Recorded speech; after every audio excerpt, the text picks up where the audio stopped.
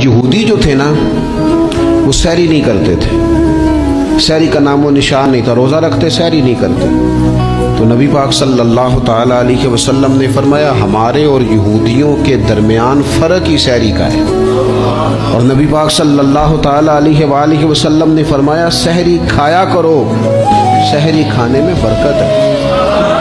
اور اگلی بات سننی آپ نے تو خوش ہو جانا ہے، سحری کو معمولی نہ سمجھے، سحری کرنا عبادت ہے۔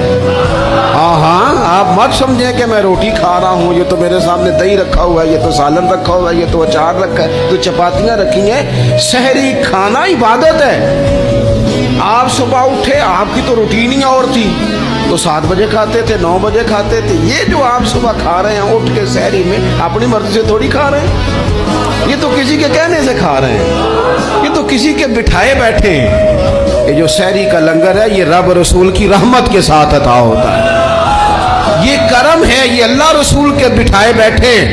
کیا میرے رسول پاک صلی اللہ تعالی علیہ وآلہ وسلم نے بات کھولی ہے، ترغیب و ترہیب میں حدیث ہے، اللہ کرے یہ کبھی چسکا لگ جائے، یہ والا مزہ آ جائے، تو پھر تو گھر میں دسترخوان نہیں بچھا ہوا ہوگا، پھر تو رنگ ہی کوئی اور ہوگا۔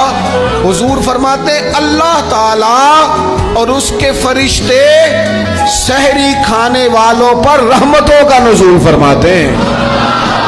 کھائی روٹی جا رہی ہے، پکا ہوا کھانا ہے، لیکن حضور فرماتے ہیں رب بھی رحمتیں فرما رہا ہے، اور اللہ کے حکم سے فرشتے بھی رحمتوں کا نزول کر رہے ہیں۔